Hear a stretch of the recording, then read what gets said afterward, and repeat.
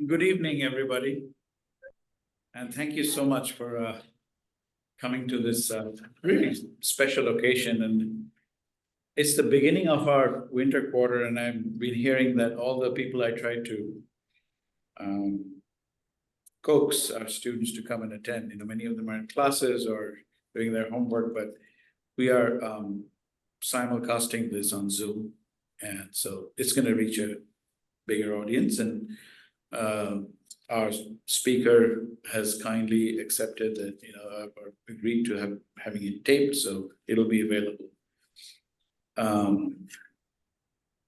Let me just quickly say that this is such a pleasure to come back, and this is part of our Middle East South Asia Studies program, which has been here for the last 20 years, or almost. And within that, we've always had a South Asia component. For a while, we started, a South Asia Without Borders programming. We had lots of different initiatives. And then out of this came, thanks to the very generous donation from Mridula Udayagiri and Prasad Rampali over here with us and others in the community, endowed an endowment for a annual lecture, and this is part of that initiative. We launched this during the height of the COVID, and our first launch was actually all online. And so I've been waiting for people to come back physically into the space, and this is moving forward. That's what we want to do, and hopefully we'll be able to bring speakers like Professor Mehta in front of you. My name is Shadipta Sen, and I'm introducing our speaker today, but the director of our Middle East South Asia Studies program is here today, Professor Jocelyn Charlotte. And thank you, Jocelyn, for coming. And I used to be the director of the program before this, especially during COVID years, so I feel very attached to this enterprise, this program. We have endowed positions and endowed money in Persian studies, in Persian Iranian studies, in Arab studies, and South Asian studies, and especially more recently in Punjabi studies. So we're doing well, and we're able to, in fact, offer Hebrew, Farsi, Hindi, Urdu, Arabic, and then we have just added, just a couple of years ago, Punjabi. So we are very happy with that. But on to today's talk and our very distinguished visitor. It gives me great pleasure to introduce to you Professor Pratap Bhanu Mehta, who is the Laurence S. Rockefeller Visiting Professor for his distinguished teaching at Princeton University. Professor Mehta obtained his bachelor's from St. John's College, Oxford, in philosophy, politics, and economics, known as PPE, and then went on to do a PhD in politics from Princeton, where he is today. Professor Mehta has taught at NYU School of Law, at Harvard University, and also the Jawaharlal Nehru University in Delhi. And more recently at Ashoka University, where he was vice chancellor. I have not received it yet. I will not read out all his publications. I just want to mention some. Have you received it? Significant books. I sent it off. Burden of Democracy from Penguin in 2003. Public Institutions in India, Performance and Design, edited with Devesh Kapoor, Oxford University Press, 2005. The Oxford Companion to Politics in India with Nirja Jayal, again Oxford OUP, 2010. Shaping the Emerging World, India and the Multilateral Order with W.P. Sidhu and Bruce Jones from the Brookings Institute in 2013. The Oxford Companion to the Indian Constitution, edited with Madhav Khosla and Sujit Chaudhary at OUP 2016. Yeah. Rethinking Public Institutions in India with Devish Kapoor and Milan Vaishnav, OUP in 2017. And recently, Navigating the Labyrinth, Perspectives on Indian Higher Education with Devish Kapoor, Orient Black Swan, 2017. Professor Mehta has been the president of the Center for Policy Research, which is a New Delhi-based think tank. He has been the vice chair of the World Economic Forum's Council on Global Governance. And he has been the vice chancellor of Ashoka University from 2017 to 2019. In 2011, he won the prestigious Infosys Prize for his contribution to social sciences in India. This is just the tip of the iceberg of his resume. So, but I'm going to let it lie there. Again, with great thrill, very grateful to you. No, I can't open it. Mehta, I inaugurate this year's India, the But Crossroads. normally the password is And your Professor Mehta's topic today is nationalism and social democracy. security, but this time it's not.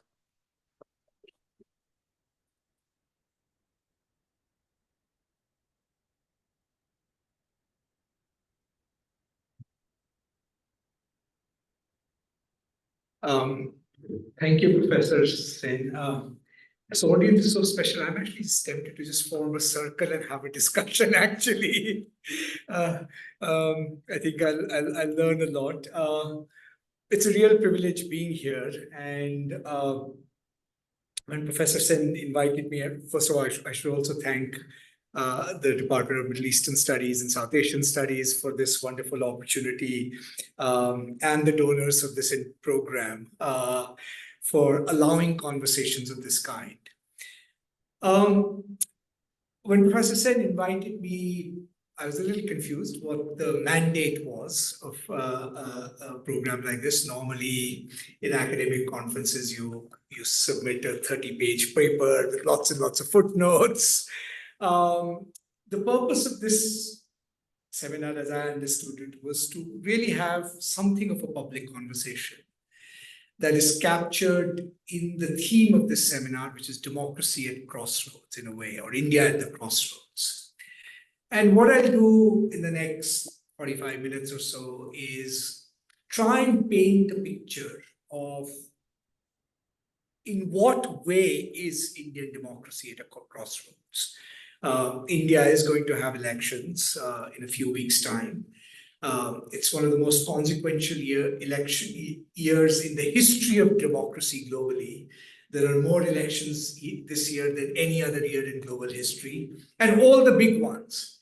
And interestingly, most of them, you can actually say those elections represent a crossroads. Anybody's guess what will happen in the United States. South Africa, another important country at crossroads. And perhaps in discussion, we can reflect on what the similarities and differences in these crossroads might be. So what I'll try and do is paint a picture, as I said, of what kind of crossroads is Indian democracy at. Give some tentative hypotheses about how we got here, because we're trying to also understand this predicament. Why is Indian democracy being talked about in these terms? And then perhaps, where might we head over the next few years? The slides are basically for illustrative purposes. I mean, mostly I'll be kind of talking, but I just thought for this audience, just, one or two things to convey more effectively.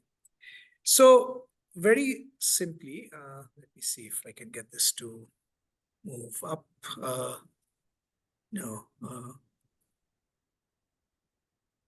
Whoops, again, sorry. Sorry, just if you bear me 1 minute, just. We can just press.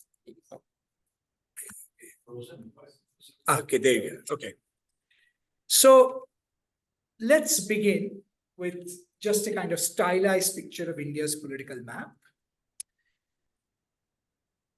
25 years ago, if you had looked at India's electoral map, it would have looked something like the map on the left, right? Congress party dominated, UPA dominated, and this is 2019, right? All the constituencies in saffron are BJP or NDA. And it's really quite a remarkable change when you see this map. It's actually one of my favorite political maps. I mean, 20-year period, an absolutely astonishing transformation, right? In India's party system.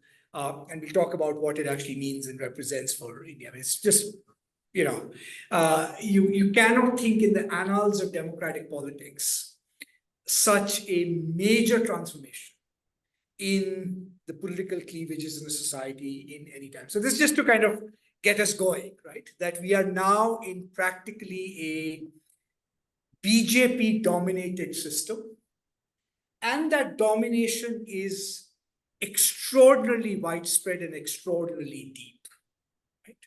Okay? It just kind of concentrates your mind. The second slide I want to show, this is from an index called the VDEM index, which is an index of the performance of democracies produced by Uppsala University in Sweden. The index has its methodological problems, like all indexes do. Although in India, it's often criticized as a kind of Western conspiracy against India. Although interestingly, if you look at the index more closely, the one democracy that is faring very badly on that index increasingly is the United States. So whatever the methodological difficulties of that index, it's not an index directed against India, right? And if you look at these two lines, what these lines basically show is the fortunes of the top line is electoral democracy in India, and the second line, the lower line, is liberal democracy in India. And I just want to point out one simple thing. Both electoral democracy and liberal democracy slipped very substantially in 1975 to 1977, which was the time India experienced a formally declared emergency for the last time. And if you look at India's numbers right now, they're pretty much at the same level as 1975 to 1977, right? In other words, without India experiencing a formally declared emergency on almost all characteristics of electoral democracy and liberal democracy, India's performance has taken a major hit over the last 8 to 10 years, what we call kind of democratic backsliding. Some people argue that, look, elections in India are still free, although I think this is the first election we'll see where questions are going to be asked whether the election is going to be fair, right? But some people argue that India is a classic case of something like an electoral autocracy or an illiberal democracy, right? Where constraints on freedom of expression, quality of institutional life, independence of independent institutions, they have all been eroding, but electoral democracy is still alive and well. My own personal view is that the phrase illiberal democracy is a little bit of an oxymoron. It's an oxymoron because the constitutive conditions of liberalism are also the constitutive conditions of democracy, right? Any democracy that attacks freedom of expression, freedom of association, prevents parties from mobilizing, will slide down both in the index of liberal values and the index of democratic values. So while I concede the point that liberalism and democracy are not exactly identical, institutionally, you'll see they actually go together in tandem, and that's in a sense what you're seeing, right? So these two macro trends, the dominance of the BJP, right, and the kind of backsliding of Indian democracy. Let's flesh out some of this the characteristics of this backsliding a little bit. Many of you know this. There is incredible concentration of social power now in Indian politics in one party, not just one party, many would argue one incredibly charismatic, in some senses politically gifted leader, using the term politically gifted in the classic sense of the term, which is meant to be a value neutral description. But he is a remarkably gifted politician. I'll come to that in a second. Prime Minister Narendra Modi. There is an erosion of checks and balances that we normally associate with liberal democracies. So the Indian Supreme Court, for example, which used to be one of the most powerful and independent courts, particularly post-emergency, has pretty much abdicated its role as a custodian of the Indian Constitution. We edited this massive handbook of the Indian Constitution. And I have to say, when I now talk about Indian constitutional law, I have no idea what Indian constitutional law is. I cannot tell my students with a straight face that if you went to the Indian Supreme Court, your habeas corpus rights will be protected. I cannot tell my students with a straight face that the federalism articles of the Indian Constitution mean what we thought they meant 15, 20 years ago, right? So I can give you a whole list of examples where, in a sense, India's constitutional structure has come under attack, and again, many characterizations. You can call it autocratic legalism, so forth. The weakening of independent institutions, including the free media. We'll come to that in a second. Increasing rule by administrative and tax law. This is something I just want to bring to your attention. Many people in this room are already familiar with it, which is one of the ways in which the government controls its opponents is by using the ordinary machinery of administrative and tax law to target companies, to target civil society organizations, to target independent academic institutions. The government increasingly controls the information order, particularly television media and vernacular print media. In sections of English media, you still have a few spaces left, and we'll talk about why that might be the case. But there is no doubt that the kind of formal and informal control the government is beginning to exercise over the information order, taken as a whole, is really quite extensive. I mean, if you're a journalist working in India, the prohibitions and the kinds of stories you can work on, the editorial lines of leading vernacular newspapers, particularly Hindi language newspapers, television media, which really in my lifetime, I've never seen a more sort of, cheering group for authoritarianism and communalism as you're seeing currently. It's positively a vehicle for disseminating hate. But the most important crossroad that we have reached is the targeting of political opponents by the incumbent regime, right? Now, just to concentrate your mind on this, this is just from recent news items. If you look at the Central Bureau of Investigation, which politicians have had cases registered against them? This is from a news report from Indian Express. You can see most of them are opposition politicians. In fact, almost 90% of cases registered by the Central Bureau of Investigation, allegedly for corruption, are opposition politicians. There's another investigative agency, the Enforcement Directorate. Again, 90% of the cases are against opposition politicians. And if you join the ruling party, right, cases against you mysteriously disappear or are put into cold storage. Now you might say, what is new about this? Indian governments in the past have also sometimes arbitrarily used their power against political opponents. But I submit to you that what is distinctive about this movement is that it signals three things. One, the scale of what is happening, right?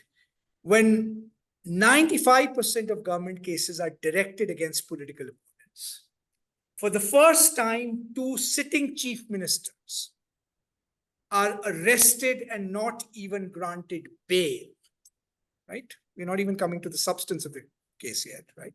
arrested and not even granted bail, right? You have crossed a new Rubicon in democracy. Why have you crossed a new Rubicon? One of the things that keeps a democracy going is an assurance that all parties have of what we call kind of smooth transition of power, right? We know from the comparative politics literature that when an incumbent party begins to systematically target its political opponents, it's signaling two things. One, it's signaling the fact that it is not going to let its opponents fairly organize and mobilize in politics, right? So imagine arresting a sitting chief minister after elections have been announced, right? It's a small political party, but it's a signal that we will not let the opposition freely organize and mobilize. But even more importantly, think of this equilibrium. It's probably for the first time in independent India's history, but certainly after the emergency in 1975, that we cannot be assured that if by some circumstance the current ruling party were to lose power or their hold over power were to weaken, they would actually accept a peaceful transition of power to opposition. Right? Partly we know that because of what they are doing to their opponents. So the existential stakes of a party that targets its opponents, right? Their existential stakes in losing power are very different from the normal run-of-the-mill democratic transitions. So can you imagine our current prime minister or home minister very calmly sitting there and saying, no worries if we lose, we'll sit in opposition for 5 years. That equilibrium you cannot take for granted now, for the first time in Indian democracy, and which is why I think it's important to understand how delicate this crossroad is actually, right? This fear, existential fear of losing power. Okay? And the last thing I, in a sense, want to say about this kind of crossroads is, so when I put up that VDEM chart, I was trying to suggest that we are, in terms of the fairness of the electoral contest and protection of liberal constitutional values, something close to where we were in 1975. Now you might push back and say, that can't be right. 1975 was a formal declaration of emergency where the government formally suspended constitutional rights, right?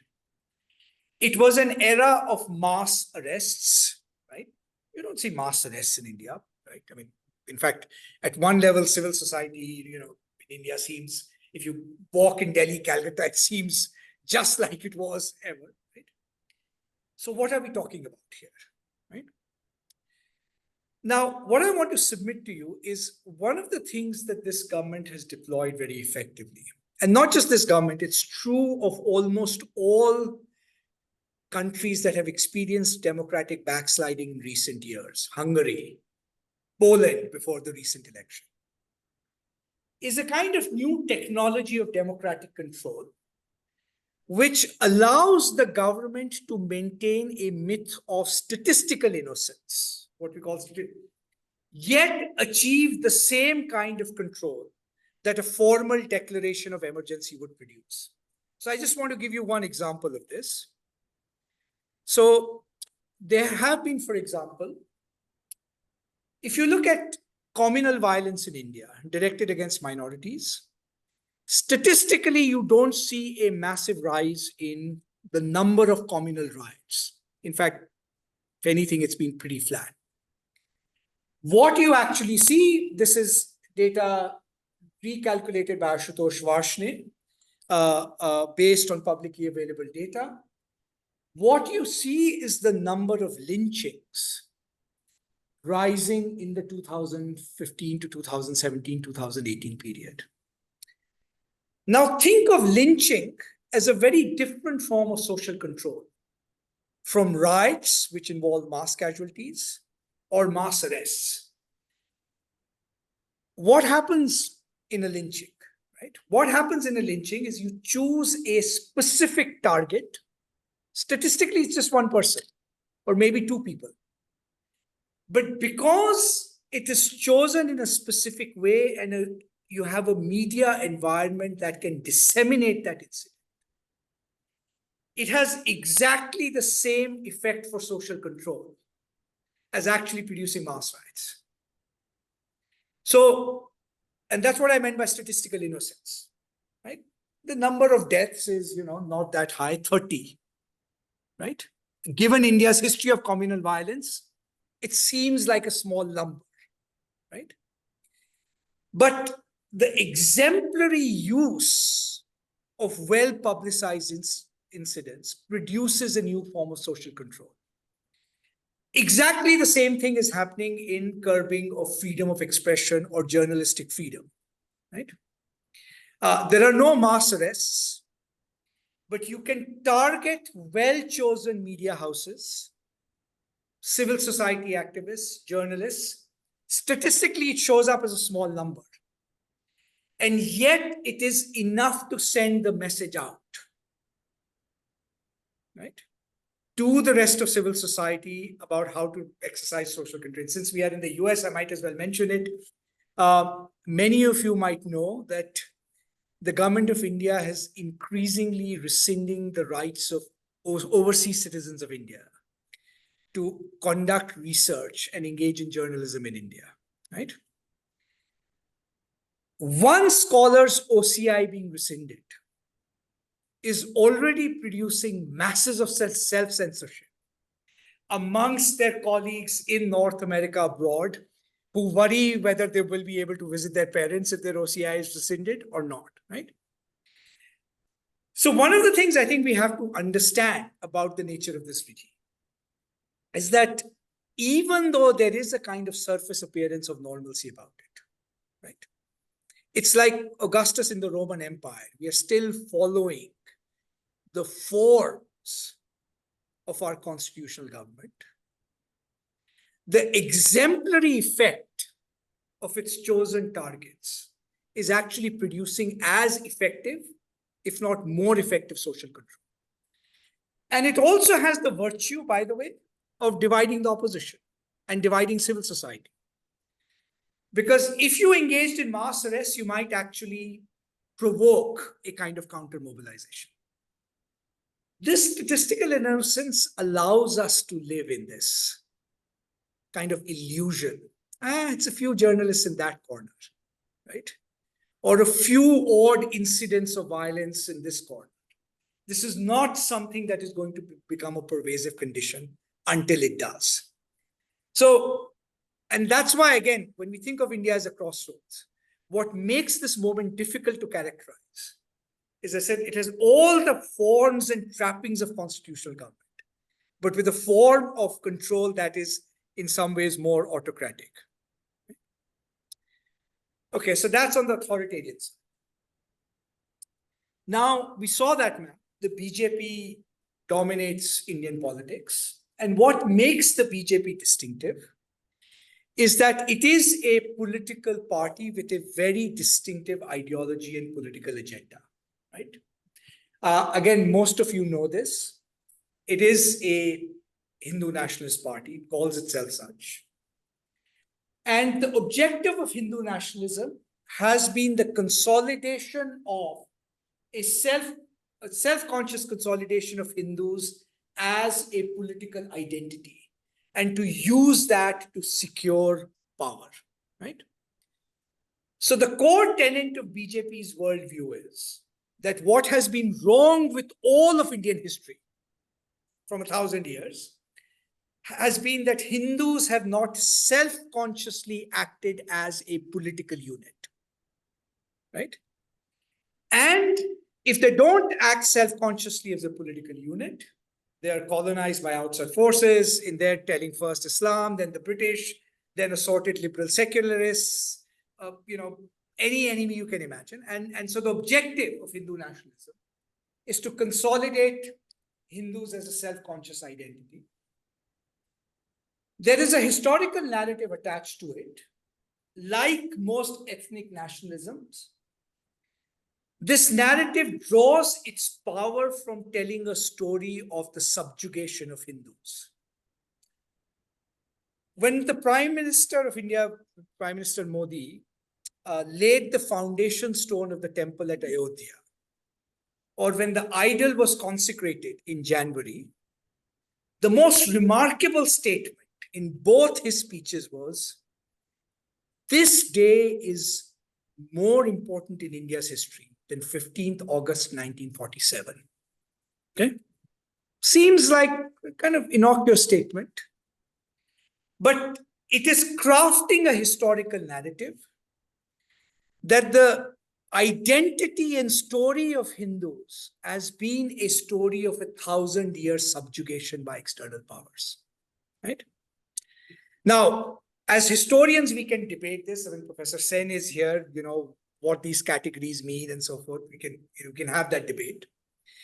But in the Indian context, that historical narrative is a dog whistle against minorities, right? And it wants to turn this narrative of subjugation into an instrument for consolidating power. So how do we overcome this subjugation? Lots of different elements to it. First of all, we overcome this subjugation by asserting our united political identity. We reclaim our past, right? Rewrite history radically. We reclaim all the monuments that we think are symbols of the subjugation, which many people thought would stop at reclaiming Ayodhya, which was, site of the demolition of Babri Mosque. But now that movement is extending to Mathura, Kashi, fully endorsed by the Supreme Court of India, right? And actually extends to a list of 4,000 monuments. Even Bollywood, India's most cherished modern institution, you thought would be immune from this narrative of subjugation. I don't know if any of you saw that extraordinary New Yorker article on the BJP's agenda of de-Islamicizing Bollywood, right? It's a purification of language, replacing Urdu words with Hindi in Bollywood, producing certain kinds of films, right? I mean, this is as extensive an agenda you can imagine. But the most important thing about this agenda, right, is that it's actually perpetual. Because the minute that sense of subjugation disappears, there's actually nothing else left to this political agenda. There's a theodicy of violence associated with this movement. What do I mean by theodicy of violence? You can pick up any random narrative of any BJP thinker and ideologue, and its central claim will be that India's great tragedy was that it embraced ethical norms and a cult of non-violence. So the two biggest villains in Indian history are Buddha and Gandhi. I mean, if you read Savarkar, you just have to read Savarkar, right? The decline of India begins because in some senses we try to ethicize power in some way. But this theodicy of violence is actually deeply institutionalized in the structure of the party. Ask yourself this question: which kinds of leaders will be rewarded in the BJP's hierarchical and power structure, right? You have to demonstrate your fidelity to this cause by either engaging or endorsing violence in some form or other. It's actually very central to this project, right? I mean, and that's why this kind of complete erasure of Gandhi and so it's constitutive of its ideology. There's a political argument at the core of it. The political argument stems from 1947. One way of looking at BJP's project is to say, we want the completion of the project that was unleashed in 1947, if not to literally exterminate minorities and create two nations, at least make it symbolically clear that the logic of 1947 is that India is a ethno-nationalist Hindu nation. And finally, I want to stress this as a separate point. There's a kind of, I'll use a strong word here, moral cretinism associated. It's a cretinism associated with most forms of ethno-nationalism, which is a certain kind of immunity to moral considerations, where you start targeting groups simply for being who they are. Okay? And I don't think we should underestimate the pervasiveness of that ideology in India. Certainly in my lifetime, I have not seen the kind of normalization of hate that you actually see in Indian circles. Now, having said this, I also want to stress the sense in which Hindu nationalism is actually a revolutionary project. It's a revolutionary project in three respects. It's the single biggest and most important transformation of Hinduism in its history. Okay? And it's an important transformation, what I call colonization of Hinduism, because it says that Hinduism in its essence is now an ethnic identity. Okay? They're not interested in soteriology, belief, ritual, any of the things that you associate with Hinduism. Right? Even the interest in temples is as a marker of an ethnic identity. Right? It's actually quite a kind of transformation in the nature and character of Hinduism. The second is the embrace of all instruments of modern power, particularly the state, in the service of consolidating Hindu power. And I'll come to this point in a second. And the third and final point, which is not often being appreciated, given that we still seem to be going through the motions of a liberal democracy, is the creation of a party state where a single dominant party, that is the carrier of this ideology, acts not just as a bridge between state and society, but all social mediation has to be carried out through that party.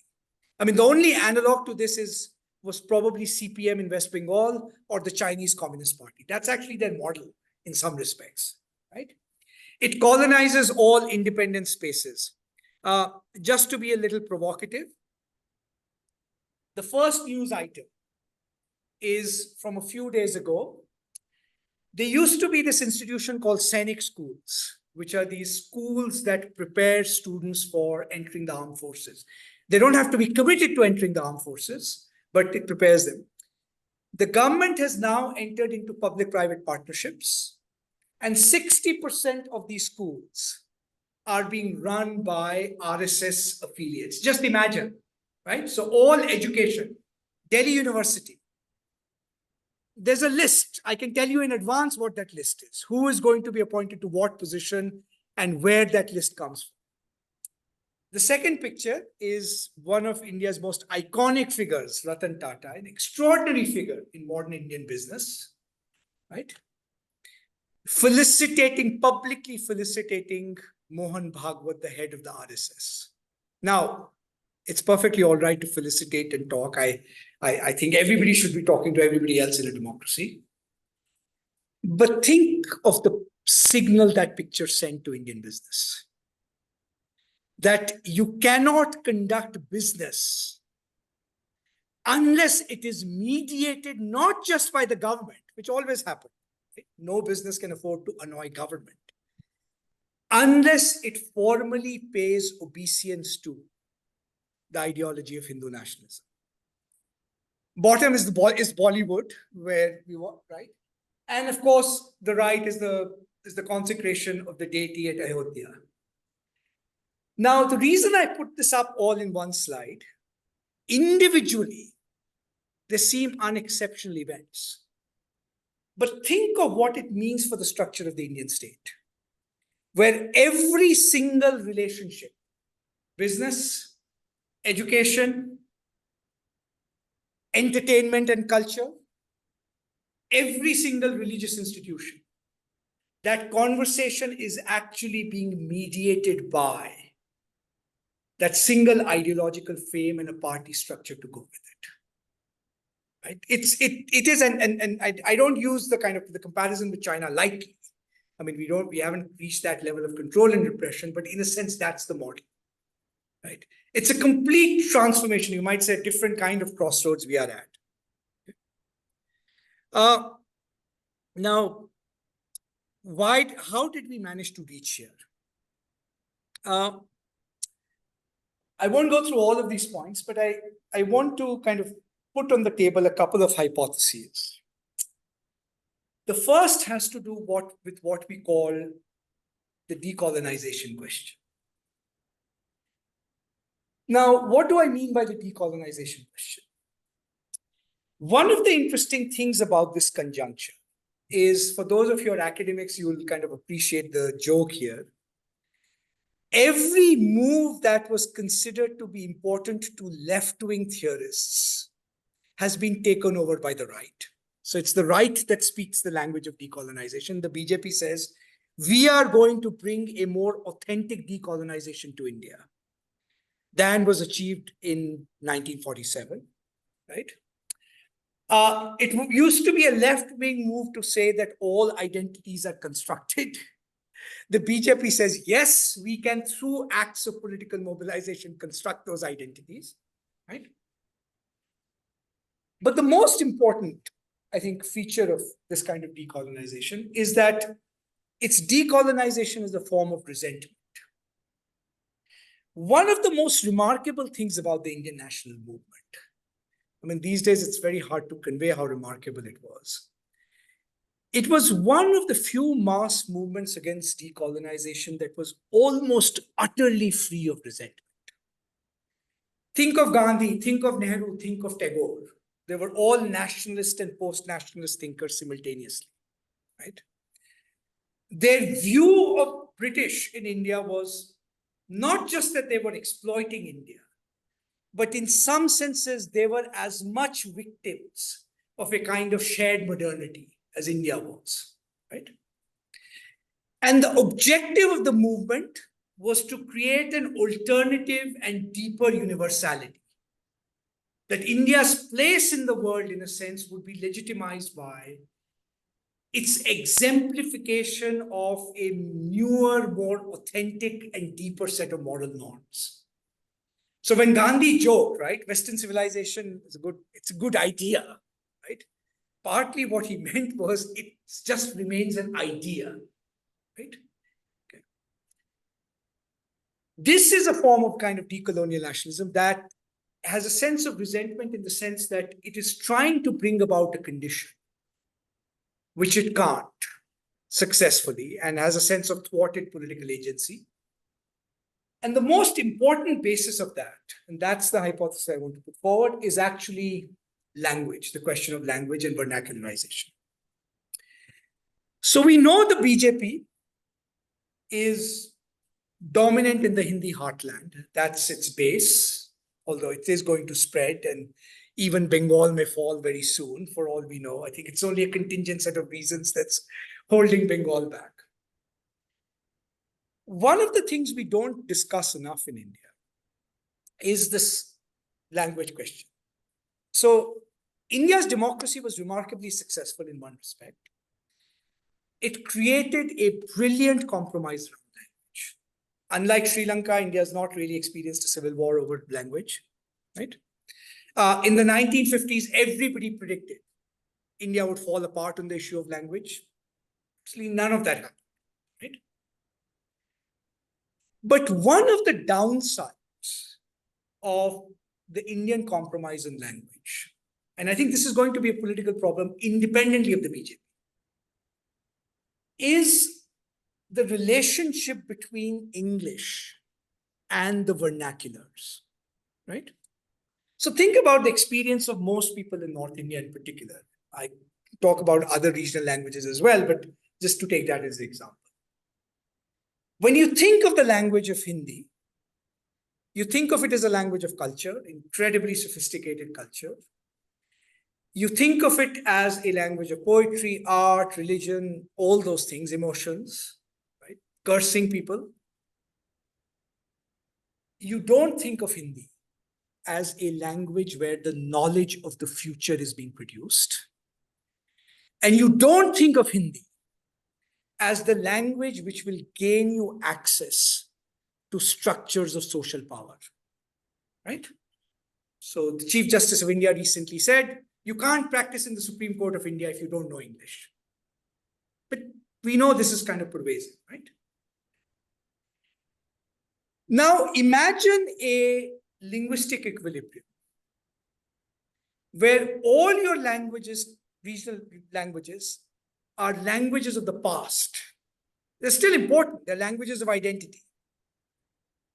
But there is a deep and profound sense that those languages do not give you access to structures of power in the future, right?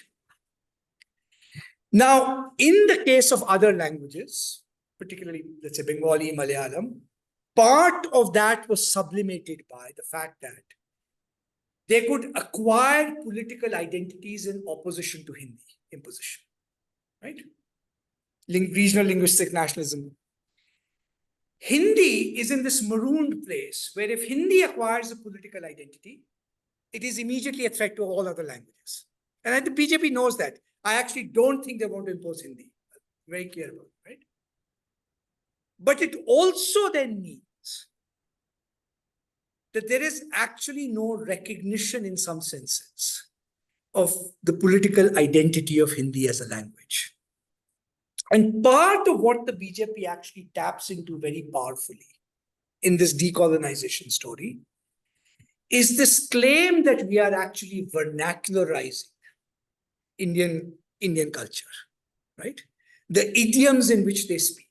Now, one very prosaic explanation for why the BJP does well in North India and not the Congress. Congress party does not have 3 speakers who can hold an audience in Hindi spellbound for more than 25 minutes. It's actually just a fact. I mean, it's just a quotidian fact about them, right? But, you know, Sam Huntington is a much maligned figure and somewhat justifiably for his last couple of books. But there is one brilliant chapter in his book, The Clash of Civilizations, which was this problem of what will happen when you have a large class of people educated in the vernacular, but they think it is not a medium of access to social privilege, right? And I think this is something I think the BJP has naturally tapped into.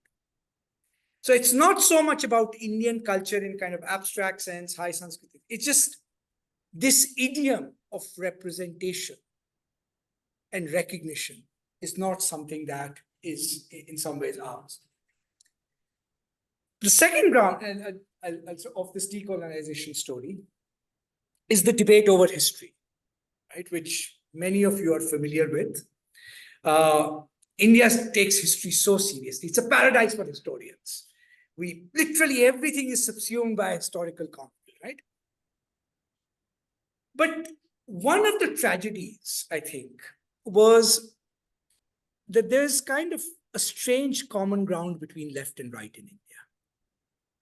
And the strange common ground between left and right in India was that the story we tell about our past, the representation of our past, is going to be the basis of the ethical relationships that we have with our fellow citizens in the present and the future, right? So if we tell the story of the Mughal Empire, let's say for argument's sake, as a story of gradual accommodation, synthesis, agonistic tension, that lays the foundations of a modern secular India. If we tell the story of Mughal India as a story of conflict, right? Temples being decimated, right? Sikh gurus being beheaded, then it substantiates the case for Hindu nationalism. Now, what's important about this is both sides are arguing on the terrain of history. And I think this is actually one cardinal mistake, I think, modern Indian historiography made. Gandhi was one who saw this very clearly. He had no interest in that kind of history. He said, look, this is a fool's paradise. I mean, tomorrow, if you discover a new document that did prove that, some temple was decimated, is that supposed to change the nature of our relationships with our fellow citizens? Right? But in that sense, BJP is a modernist project because it shares with that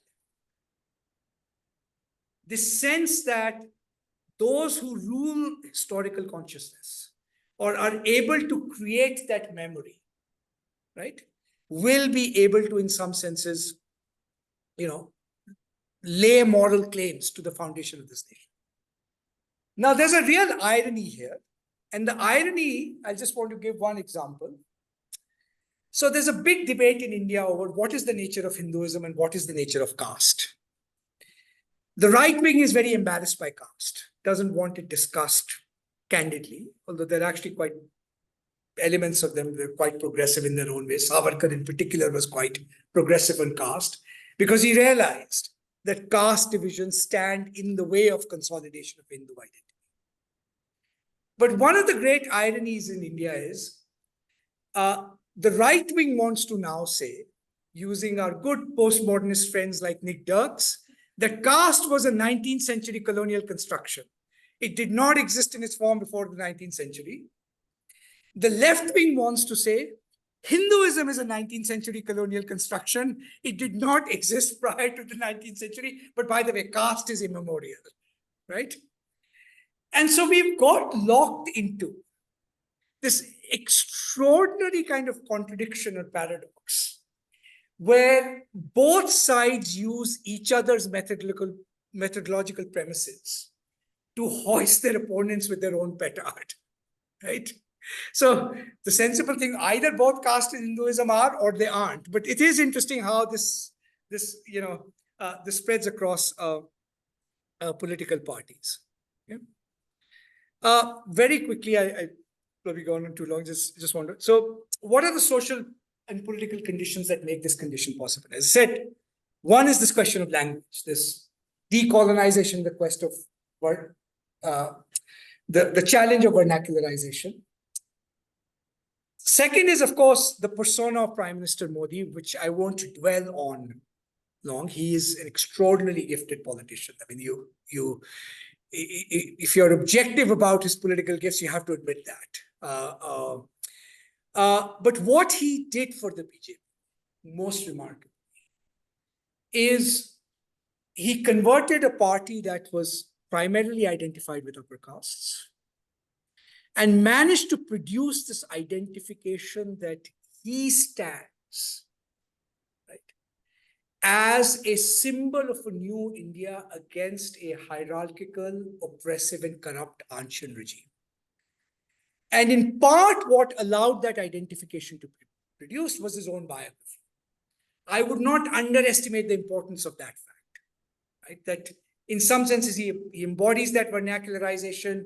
He embodies that sense of being self-made in some profound sense of the term. Apart from his oratorical gifts, his sheer energy, all of that, I won't dwell onto the persona. I mean, we can talk about that. The second was, of course, the decline of the ancient regime. 2009 financial crisis is actually not an unimportant background condition for the rise of populism globally. Because one of the things it did was it delegitimized that political settlement that most of our countries had from roughly 1989 to 2009, right? Greater integration into the global economy is a good thing. The legitimacy liberal elites claim, let's say like Dr. Manmohan Singh, that there was actually an economic model that was actually producing growth and a welfare state, right? Yeah. And what 2009 decisively did, I think it's also true of the United States to a certain degree, right, is basically said, look, whatever else we want, we don't want to return to that status quo ante. And I think one of the challenges of the Congress party is that the only thing it can promise is the status quo ante. Right? There's the autonomy of the political, which is because of the nature of the modern information order, politics is now operating in the autonomous domain of the imagination. I don't think it's easy to identify the social and economic roots of political cleavages as clearly, as confidently as we used to. We can, I mean, there's some overlap. But most importantly, and this is the big point I want to kind of end on, at least the explanation, and then just a couple of thoughts on where we go, the dissolution of the social. What do I mean by dissolution of the social? So, in comparative politics, we always used to say that India is going to be centrist. The Rudolphs at Chicago had this very famous thesis that, Indian politics is always centrist, and whichever party rules India will have to start looking like the Congress party, right? Now, and the argument was India is so diverse, regionally, caste, class, culture, that if you want to create a governing coalition, you have to knit together a wide range of constituents through a whole range of intermediaries. We also thought India would remain centrist because any centralizing ideology like Hindu nationalism would be offset by either regional resistance or caste-based resistance. Now, one of the most remarkable things that's happening in Indian politics is what we might call the de-agglomeration of caste. So from 1989 to 2009, if you look at caste parties in India, the BSP in North India, the SP in North India, their political objective was to take smaller Jati units and agglomerate them into larger political identities, right? 18 to 20% of the vote, let's say, for SCs and STs. Post 2009, you're beginning to get the de-agglomeration, where caste still matters in Indian politics. It's not going to go away. But the form of political bargaining and consciousness that matters more is not its consolidation into a larger entity, right? So all scheduled castes unite. It's actually subdivisions within those caste entities. These in part have arisen because there is greater inequality within castes now, right, as a result of market relations developing. So I'll just give you a couple of examples of this. This is CSDS data, vote shares of the BJP, right, across different caste and class groups. Right? It used to be, we used to say BJP is largely a party of the privileged, both in caste terms and class terms. But if you look at the 2019 result, what is very clear is you certainly have consolidation amongst the privileged, right? 40%, you're more likely to vote for the BJP if you're privileged, 41%. But look at the dispersal now of voting amongst underprivileged and less privileged. BJP is getting up to almost 36 to 38% of the vote, right? So what we used to take as natural categories of resistance to the BJP, and by the way, the opposition still operates in that frame. We will just get an SC Muslim alliance, right? Or we'll get a lower class alliance against the BJP. That simply no longer holds. I think that social determinism of the left is just descriptively not true, right? And in that sense, there are no natural social constituencies that actually are a check on the BJP's power. I mean, or another way of putting it is, the process of forming political constituencies is through actually political mobilization and outreach, that constructivism, which the right has a lot more of, whereas the left kind of sits back and thinks, there is probably this natural social arithmetic that is somehow combined to produce resistance for the BJP. Second and most importantly, it's not a secret that women vote for BJP more than men, right? This is vote share of parties amongst men and women in Uttar Pradesh. BJP actually scores a higher share of vote amongst women in UP. This is a piece by a colleague of mine, Nilanjan Sarkar, on women voting. And the most important sentence is in the middle. In the Access My India poll,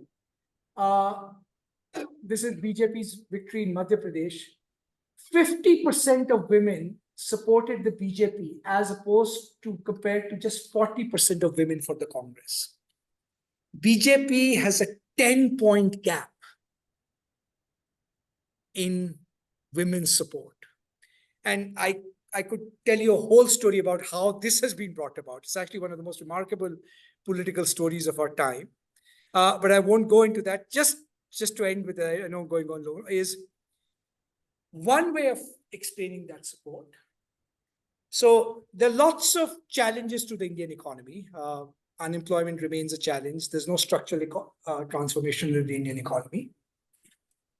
But one place where you do see considerable progress in India is if you look at access to a range of things that are part of Oxford's Human Deprivation Index.